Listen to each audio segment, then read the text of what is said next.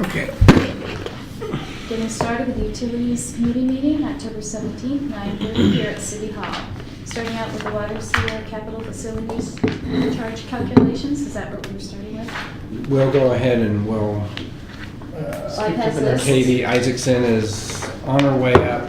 We'll do that last because the other three items are super fast. They're Alright. just informational, so. Waste management then? Yes. Hi, Mayor. So the mayor's just come in and we should probably leave room For Katie. for Katie. She can sit over here too. Either way. We can sit over by Cindy. Yeah, let's let Katie sit there. She'll take your seat when you leave. Morning. Well, she's gonna be here before. That was already, Juan was already gone then, tonight. Oh, was it? In the It store. was huge. They might have hit. You guys might have caught it with your pond in front of you. Big List. list this Good morning. Hi, morning. Katie. Welcome. Oh, yeah, That just leaves on that catch base. yeah. Okay, so we're gonna go ahead, we're gonna go ahead and do your piece last, because I've got a 10 o'clock meeting that was scheduled at the last minute. But these other ones are just really quick. So, in fact, I'm gonna add to the agenda, we had well 9 update. I'm also gonna we'll talk more about this later, the well 12 and 13. I'm just gonna report today that the packets have actually gone and been submitted to ecology, so there'll be more. That's 12, 13. This is 12 and 13. It's part of our water rights. So let's just, I guess, start with that first. Well 12, 13, which isn't on the agenda. We'll talk more about it next month. But basically what we've done is for both 12 and 13, we have the well 12 water right change application, and for 13, both have been submitted to the Department of Ecology.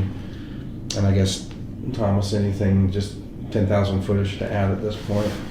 I mean, the change applications are really, right now the city has water rights that are very specific and constricting. They're specific to that single hole in the ground, and these change applications not only get our water rights transferred to where they should be, but we start managing the resources a little broader. We will have the ability to pull water. We won't have a right for, let's say, 12, and then a different right for 11.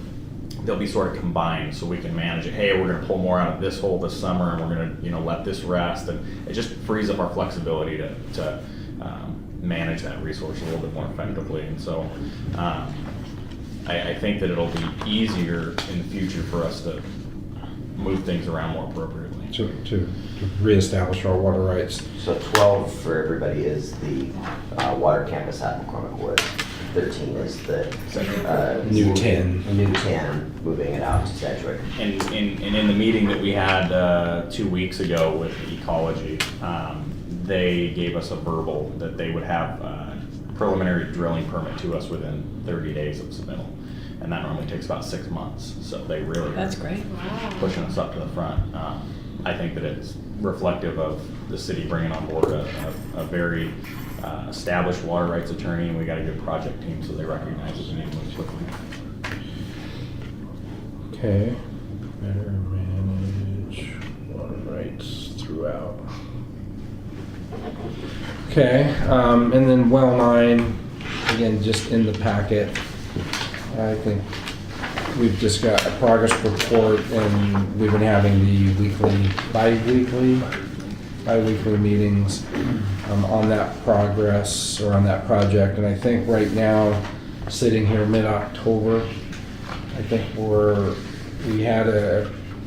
was a lot of detailed information that got us to the 30%. And now that we're through that, things are flowing much more efficiently as we get to 100%. Pierce City's gonna get us the next submittal by tomorrow. Right, and let's say, Okay. is that 60%? I don't know, he might have questions before 60, but yeah. Okay. Anyway, so I guess just on that is we're at, I'm gonna say we're at plus or minus 60%. I'm hoping, because that has to be done this year. We're mid-October, so. the next year's budget has actually constructing that project and having it done.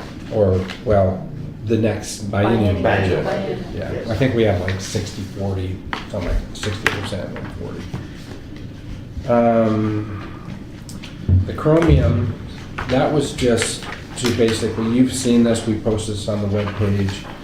I wanted to mainly just put it into our minutes, officially document in record that we responded to the Chromium issue, which, I don't know, really is, it was a bit about like the storm we had this weekend, it's much ado about nothing. I mean, I know it's an issue, but for the city, it's not really an issue, and I think there was a knee-jerk reaction. So Thomas wrote a very good response that we did post on our website, and I think Rob noted at a council meeting. I brought that to the dais. Right, so You guys we, should, you know, Right. and I'm trying to find that letter. Oh, there it is. It's the same letter we got before, right? Exactly. Yeah, it's, the main thing is it's just, I'm really just archiving it by putting it in the minutes. Right. Because I've got all the minutes in a binder so we can go back and say, yeah, there they were. So that's really all that was, it's just, it's more of a archiving.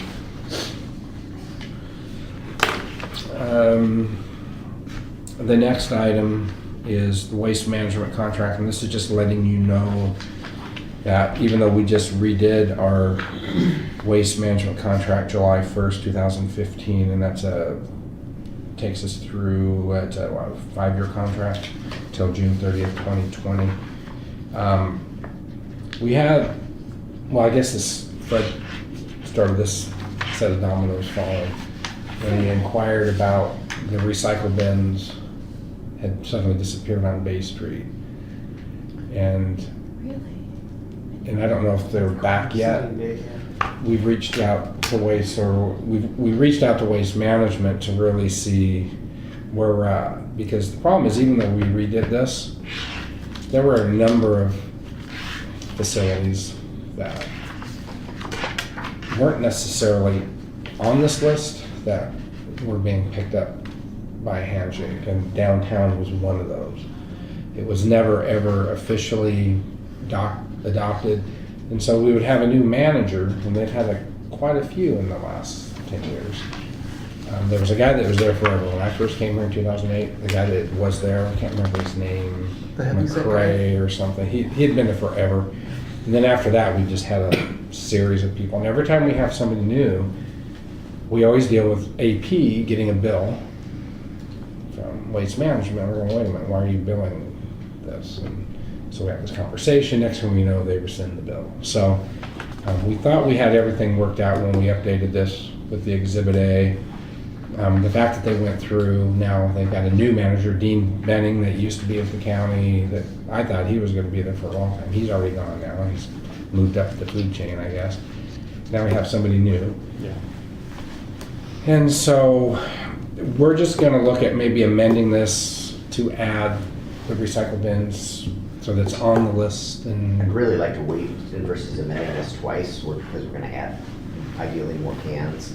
The Yes. goal is, this budget is to, our current cans don't have recycling on them, and to have a multi-purpose can that has recycling and garbage in one canister and looks nice versus those plastic totes. And then take the cans we have down there currently are very nice, but they're getting tired. So to have those for $500, we can have them sandblasted and repowder coated, and we can reuse them in parks and other spaces. But to have for a better description, like what you see at Whole Foods, where they've got, because they need to have something to keep the water out of them. In most locations downtown, because you don't want the garbage can filling up with water. So, hopefully if we can wait a few months, I think right after the first of the year, we can order new garbage cans and not redo this contract twice and spend attorney time modifying it twice. So I think if we can get it, maybe they can bring them back and we can deal with it on a handshake deal again in the short run. It would be better than spending attorney time modifying a contract twice. Right, and I want to talk about, we want to confirm, I think on that list there wasn't, the spring and fall cleanups. Yeah. It's not on the list and we just need to have it because again, we've had years where suddenly we get a bill for everything we take out from the landfill. I was like, what are you doing? And then we have this whole conversation. So we need to make sure we add the spring cleanup unless they're gonna not do that anymore. But that was always a cooperative effort between the two agencies. It benefits them as much as it benefits us and the citizens. And then the other one was, and I doubt we'll get this one in there, but down on segment 5, on the 5th of July, we put a canister down there because that was an agreement we made with Bob Hampton that, hey, we were gonna. We might just have to pay for that. Yeah, we'll probably end up having to pay for that. I doubt that definitely falls outside of, that's more of our thing, but, so we just wanna update that, and the mayor's right, we don't wanna do it twice, so this was just more of a heads up. Thanks for bringing it up. Also, if there's any way we could get a larger container by the library, that one's always overflowing. Between pickups. You talking about the garbage or the recycling? Pardon? The garbage or the recycling? Both, actually. I've seen both of them full. It's a very popular intersection for trash.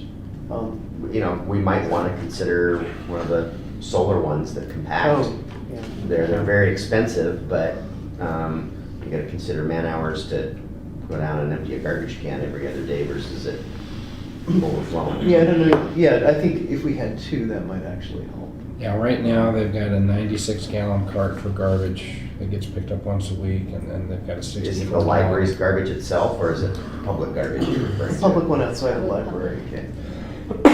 Or maybe we just get a bigger garbage can too. We'll look at the options there. Okay.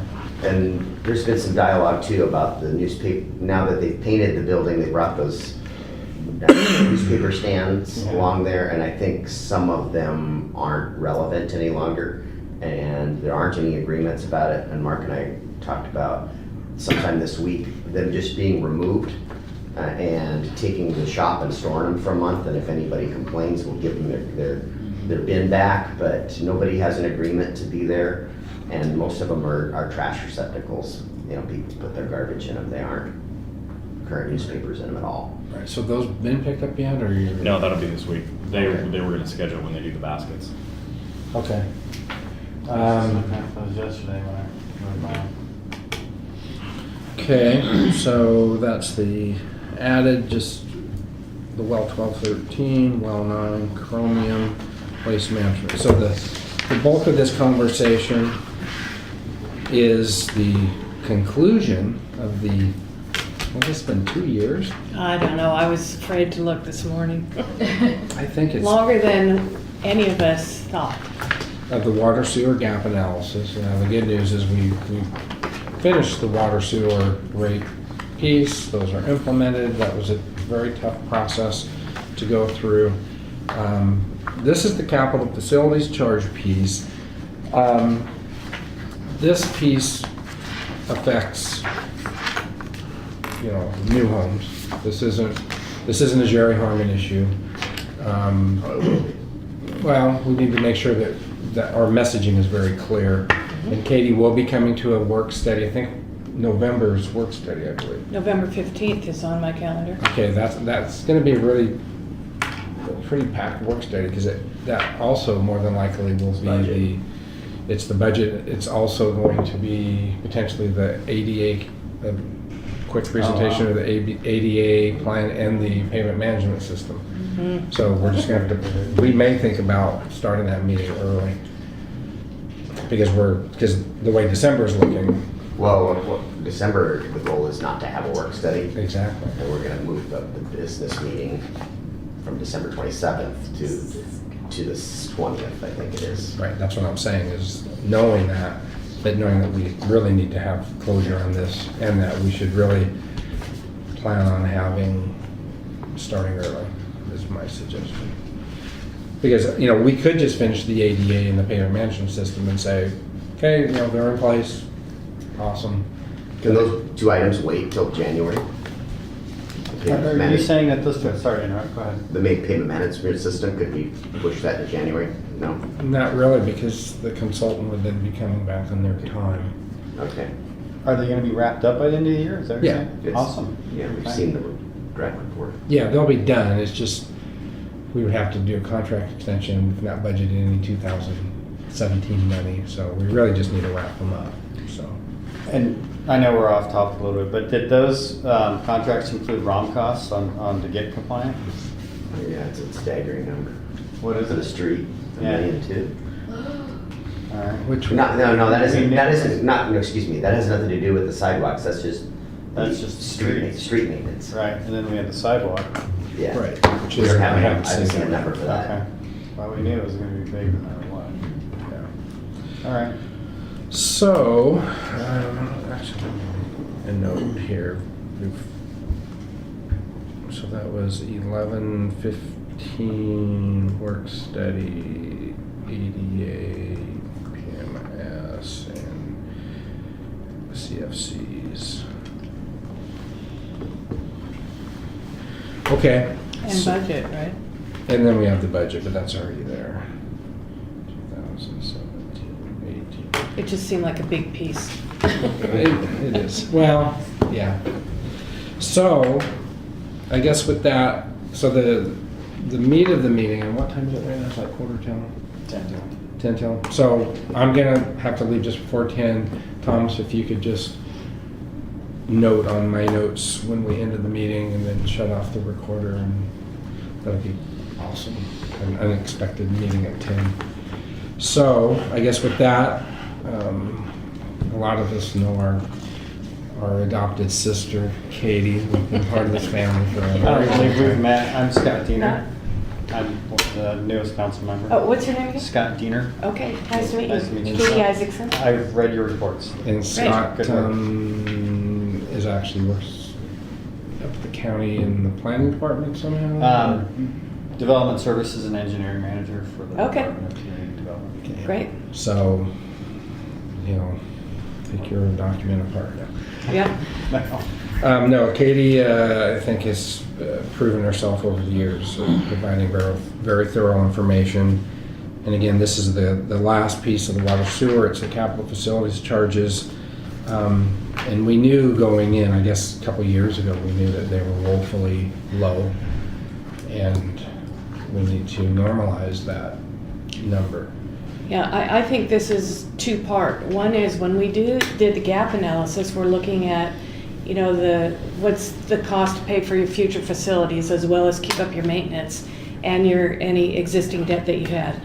At the same time, it's not all for existing customers, your future facilities. So the capital facilities charge is the manner in which we calculate the fair share for new customers coming in to pay.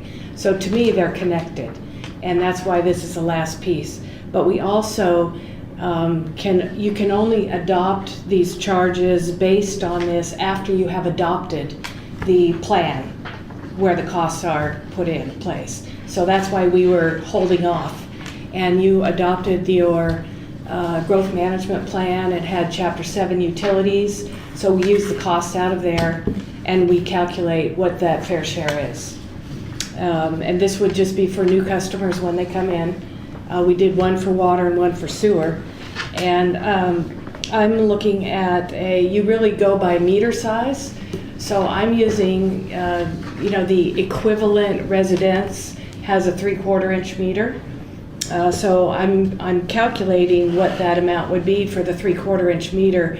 And then when we get to the ordinance, you will have a table, as you currently do, that shows the larger meter sizes pay an equivalent amount. And there's a factor for that.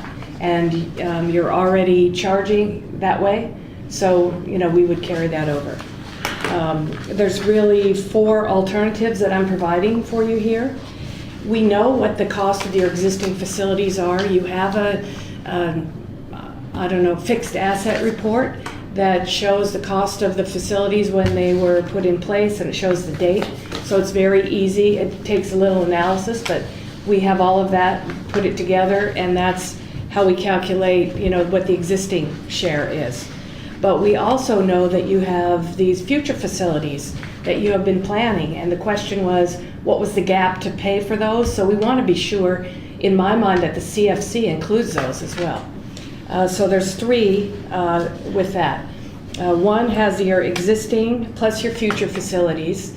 The other 2 have some element of interest that's allowed. Now, the statute allows you to include up to 10 years of interest in the calculation. And this is really kind of the time value of money, with the understanding that anything that you paid for, many years ago, the cost to replace it when you come around to that, everything is much more costly now. And they're capping that at 10 years, and they're calling it interest because it's something that can be calculated and put quite clearly. And so it allows up to 10 years of interest. And when Thomas and I were talking, he thought it was good to show you the alternative of what if you only did 50% of the interest. What I've seen in other communities is if your current charge is less than any of the alternatives with future facilities. And if you're having to take a step, I've seen other elected officials been hesitant to go all the way to the 100%, so that 50% made, for a reasonable step for you to include.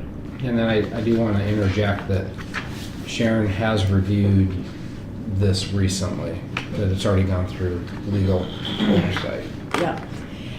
The other thing that's different historically, the city has adjusted your capital facilities charges and your other fees every November. And that's been in your code, and then you adjust it based on what the consumer price index has been. And that's been automatic. Your prior city attorney last November did not care for that wording and took it out of the code. So right now, if you do nothing, your charges will stay the same. You have to take action to put it in. How does our current attorney feel about it? I think that She supports it. CPIU, otherwise we're constantly falling behind. Yeah, she supports it. I think the issue with the prior was she didn't know whether there was documentation for coming up with that charge, and therefore, how can you say just adding it? And in here, I've calculated, I've very clearly used today's dollars for future projects, and so it makes sense that every year the cost would go up, and therefore you add that. And she was comfortable with that. Okay, thank you. So we will have to adjust the code again to put that in, or when what is the you- suggestion? Adopt this. Once When you adopt it's this, that already you in will, there. yes, that make sure that wording gets back in. So when we adopt this, I'm still looking at your first page. Yes, It looks like item A, for example, is what we're currently charging. the first line, existing CFC, the So that's what- 5,011. That's what would be charged if someone came in today. Yes. Which is under the actual cost, which is 5,011 above it. 5,011 So we're is already behind. is what you're Okay. charging today. Oh, we are That's charging what- 5,011. Yeah, that's Okay. what you're charging today. For water. Okay, For water. And if when we calculate the share with existing facilities, it would be 3,464. With That we, doesn't include our comprehensive plan Right. and future facilities. right. If we include future facilities with no additional interest, it's 5,200. okay. 52. I wasn't understanding. I don't know why we would charge the 3,464. Agreed. Okay. It's just the math. Okay. What our current facilities based in a simple, the number of users by what the value of the assets are. That's the math equation, what it would come out to. When we did the math last time, it came out at $5,000. So change in time. Or clearly there were some future facilities included in there, I would say. Well, and you've got a pretty robust utility CIP over the next 6 years, so that's where I think that it's a great breakdown to show, and this will be very useful for home builders when we take this to them, whatever, whatever you guys decide, you can show them this and say, here's where we're at, here's where we could have been, maybe we're somewhere in the middle, So that's on the water. On the sewer, the only difference, I mean, if you want to look at the numbers on page 2, the sewer, the difference in the sewer is that the sewer system is broken into 2 pieces, right? The treatment plant, and those connection charges come with the treatment plant. You're not setting those, or maybe you are with your joint, but that joint agreement sets what that is, and those new customers have to pay that in addition to what yours is. Your capital facilities charge on sewer is for the collection system and conveyance, so collecting it all and getting it to the treatment plant. And then they pay a separate fee for the treatment plant. Okay? Now, if you go, let's see, these are all together, but I thought you would be interested to see what others are charging. Yeah, we're pretty much in the middle of the pack. And, This table. yeah, it's after page 9. It doesn't have a page number.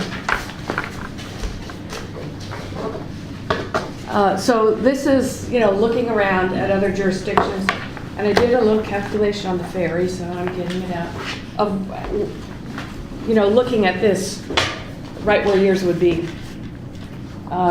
This for the shows cheat the sheet. 5,000, oh, that's the current. That's your current, right? These are 2016, Gotcha. what people are paying. Gotcha. So for the water at the top, if you were no interest, it would be 52.52. So you can look there. You'd be going up a little, but you're still not to Kitsap PUD. 50% interest would be 59.45, and with 100% interest would be 66.59. So you can see that it keeps you, any of these keep you in line. It doesn't jump spots or bring you back. It keeps up. Most of these jurisdictions increase every year.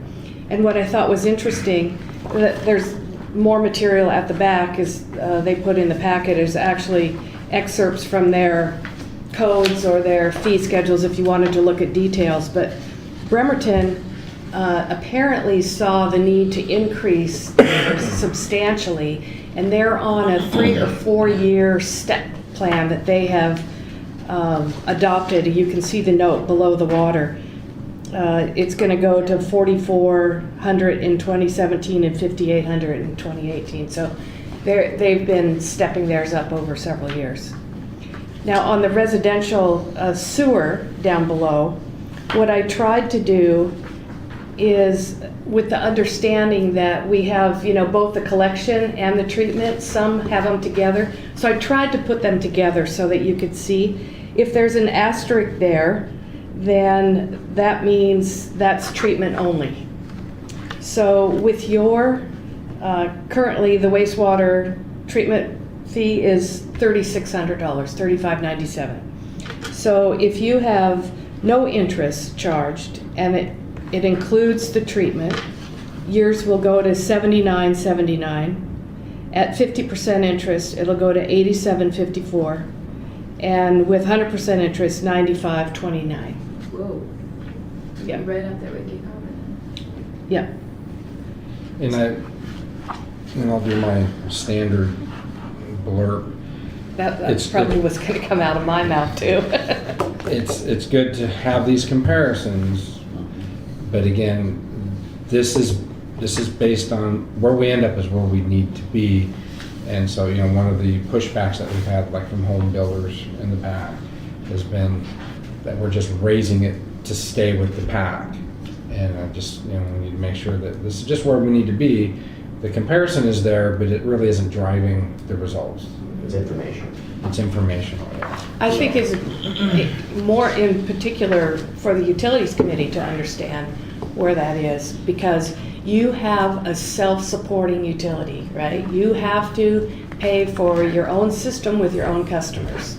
And when you adjusted the rates accordingly, to me is the follow-up piece. This is the other half of the puzzle, to make sure that everybody is paying their fair share. the other thing to remember too is that Port Orchard is not unique, but it is unlike some of the other areas because we have a lot of lift stations compared to our number of residents. So when you look at the cost breakdown per residential unit, it is going to be a little elevated because you have more facilities. You know, that's one of the burdens of being developed on the side of the hill. You just have a lot of, I think we have 18 lift stations right now. And when we did the sewer comp plan, one of the things that I changed this year was I wanted to stop looking at full-time employees compared to how many miles of pipe we have and start looking at full-time employees in terms of how many lift stations we have, because we're a little out of balance because of that. So when you look at your capital facilities charges and the way those get calculated in comparison to other jurisdictions, it might seem a little higher, but there's a driver behind that. Yeah. Does that have anything to do with our annexations too? No, Not so because much. our annexations have taken place in the higher areas that are more flat. I see. I mean, if you look at Port Orchard, I mean, there's this large ridge that just, Right. you know, naturally, it's hard to, because of those valleys, you know, to cross a valley with sewer means you're going into a pump system and it's difficult, so. Yeah, drive by my house every morning, check on the lift station. Oh, really? Yeah, every morning. Which lift station? The Golden Pond. Oh, yep. Yep. Yeah, we've got a few, so. Is most of our urban growth area, would that be comparable to the PUD rates or the West Sound Utility District rates? I mean, the Port Orchard urban growth area. Yeah. And I don't know if you know. I don't know. Okay. Looking at the map, I mean, I'm not as familiar with, I tried to get the ones that were surrounding you, and these were the ones that we used in the rate analysis, but I don't really know without looking at a map. A lot of your UGA is not on a treatment facility. So, you know, your more rural areas that are out there. So they're all septic. Right. Okay. The part of the UGA that does have treatment is West Sound. Yeah. So, But I think most of the West Sound area is probably not in our UGA, but it's north of Mile Hill. most of West Sound is in our UGA. Okay. Their utilities are Okay. in our UGA. I'm just worried that development of the UGA would be considered cheaper than developing in the city because of rates like, if that's the case. That's where my question's coming from. Yeah, I mean, you can see that our current fee for sewer is $3,500 and West Sound's at $7,200. West Sound is generally prohibited from going outside the UGAs Okay, by GMA. okay, As counties interpret it. okay. Other than rare exceptions where it's water quality, like Beach Drive and Watauga Beach and. Failures. Yeah, failures. DOH is certified as a failure. So they're competitive with our rates, or, yeah. The other thing that I just want to make you aware of is on the future facilities, we looked and had several conversations with Thomas, myself, and your engineering consultants who worked on the plans to say of these facilities, what portion is really attributable to growth. And so all of your future facilities aren't being shared 100% because some of them are, replacement that your existing customer should be paying. And so we have taken that into account in the calculation. So we really have, knocked it down to a fair share. Yeah, even like water mains that we're gonna replace. If we're gonna replace a 4-inch main, let's say with a 6-inch because we need to put a hydrant on it, but we decide that we're gonna bump it up to a 10-inch because we want to use it for transmission, we're not gonna charge the full amount for that 10-inch because the main out in front of, Golden Pond, they already have an existing facility. We're upgrading it, so you wouldn't see the full share there. And any projects that are anticipated to be funded by developers as a cause of their development specifically are not included in here. Right, so well 12 was not included in the calculation because McCormick's taken that on. So it's very clear. This should put you in a good place for years to come because it's very clear what's in, what isn't, and when other developments come up, if Thomas needs to figure out a credit or such, it's documented and easily able to do that.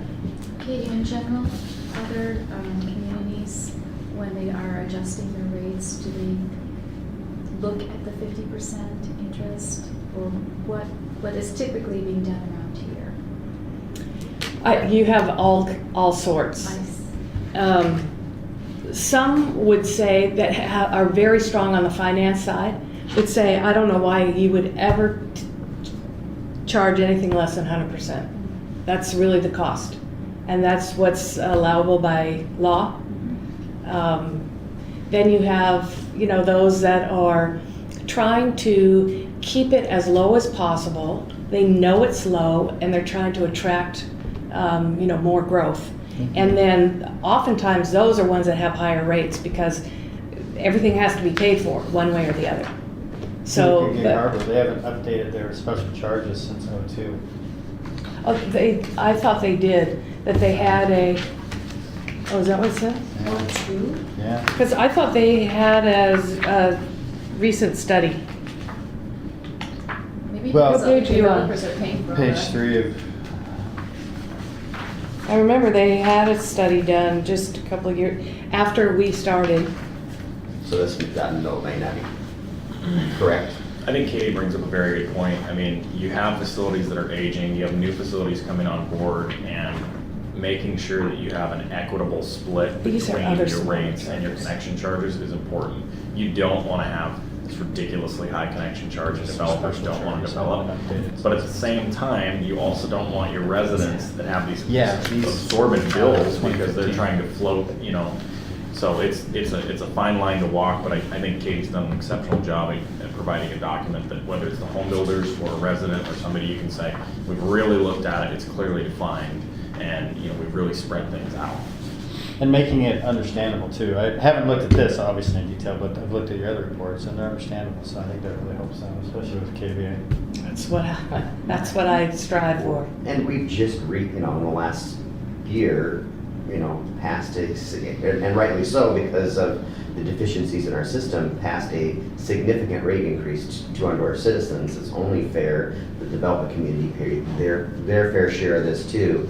And back to that CPIU index, it's really important to have it in there so that we keep pace over time so that we don't all of a sudden 5 or 10, because 5 or 10 years is going to go by in a blink of an eye and all of a sudden we're $2,000 behind where we should be, and then all of a sudden we're jumping $2,000. Where if we're adding $200 or $300 a year to it, it softens that blow.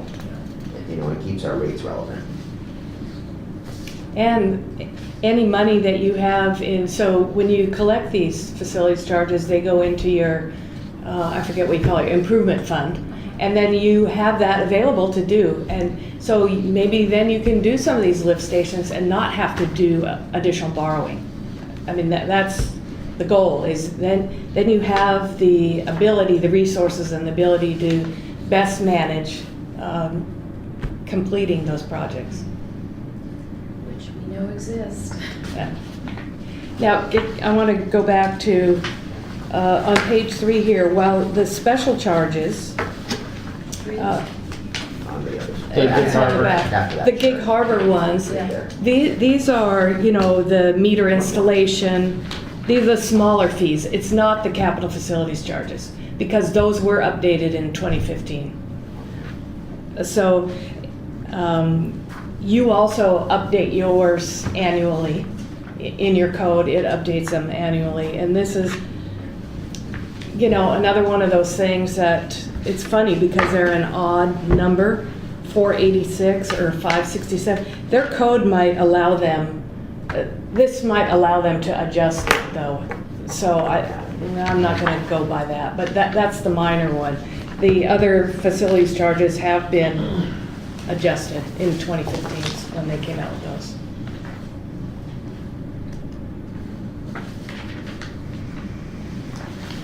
Yeah. So we're gonna take this to the next work study on the 15th then?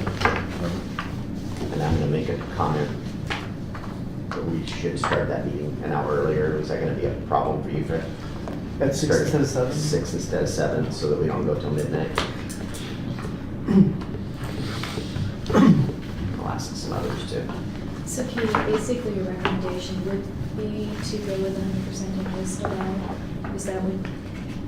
Is that what you recommend? I guess on my strict financial side, should say yes. But I'm also understanding that it's a substantial jump. And I am not a big fan of really big jumps. I think it's better to have reasonable steps. So I guess at this point, I'd be most in favor of the 50% interest, because then it shows you're trying to be good stewards and do that and be reasonable to the other side as well. At what point do you come back and look at this to see if you're in line in a year? 5 years? Whenever you update one of your water or your sewer comprehensive plan, and that's adopted, then you should complete this, update it.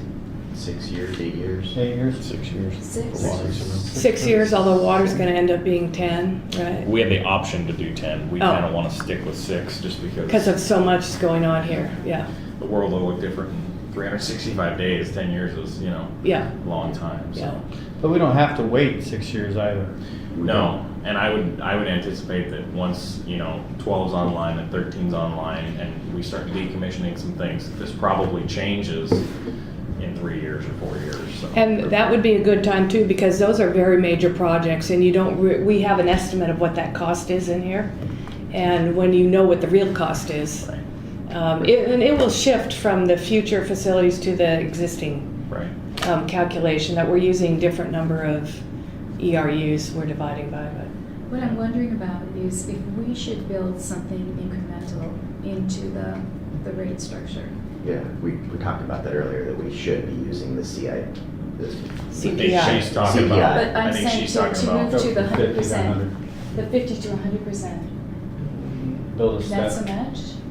I think we're a good track would be that, remember, this took us 2 years this time, but our plan was very deficient.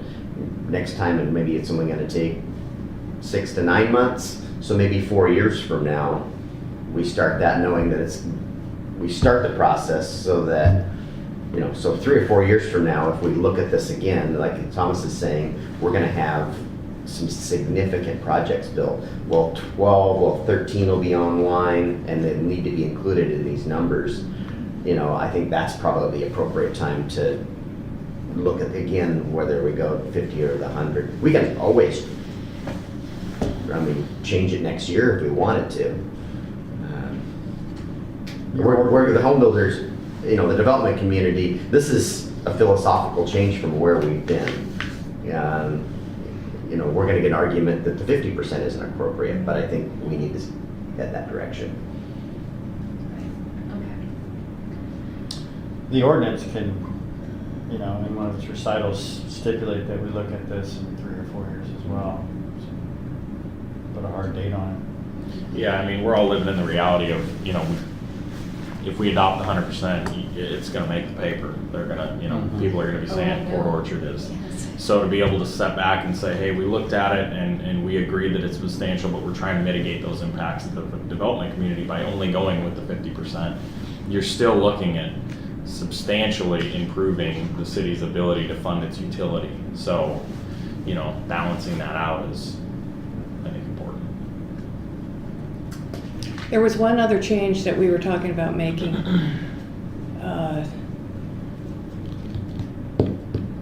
It was, there's language right now that says you're supposed to look at it within 12 months, and if they're using more. Oh, that's for the rates. Okay, That's for, yeah. sorry, separate. never mind. Okay. This is great material. it. Yeah. Very product. Uh-huh. Just sit down and my marker. Thank you very much. You're welcome. So your presentation at the work study will be a little more detailed than what we got here today. Well, I guess that's a question is, do I go through, I don't think you need to go through the whole thing. It's your guys' meeting, but I think these particular shots, I don't think it's relevant to go project by project through the capital improvement plan. I think we can certainly talk a little bit more in the meeting about the way that we're coming up with the calculation and the split so that people understand, because I think for some people that, you know, haven't really dealt with that, it might be a difficult concept of exactly what are we including. Well, I think that's really important from the builders side and developers. They're going to hone in on that substantially, that they don't want to pay more than their share. Right. Right? They don't want Right. to be the ones that feel like they're picking up for everyone else. We should make sure that we invite home builders and everyone to this meeting. Well, that was one of my questions coming out of this, is at what point do you want me to discuss this with home builders? Do we want to do that before the work study? I think you want to send this draft copy out, you know, in the next week, you know, this week or next week. Because I think our next home builders is gonna be First- the week Last before. Thursday or first Thursday of the month? I got it right here. It's the first Thursday of the month. It'd be nice to have that to them before that meeting, and if they wanted to talk about it. So work study is the 15th, the first home builders is the 3rd. So we could send this out this week, and then I could be there to talk about the specifics. Offer to Teresa that you're willing to talk about our draft plan at that meeting if they had time. Okay. So 6 o'clock is starting time of the 15th. Tentatively, I guess, Okay. for the council members to talk to. So, right, and then Katie would present first, so she wouldn't have to stay around for the whole meeting, anything? Great. I think she should have to stay around for the I know. budget. Well, I always find that very interesting, frankly. Sorry. Is there anything else? Anything else for the good of the order? Otherwise, I think we adjourn. Okay, meeting adjourned at 10:17 or 10:18.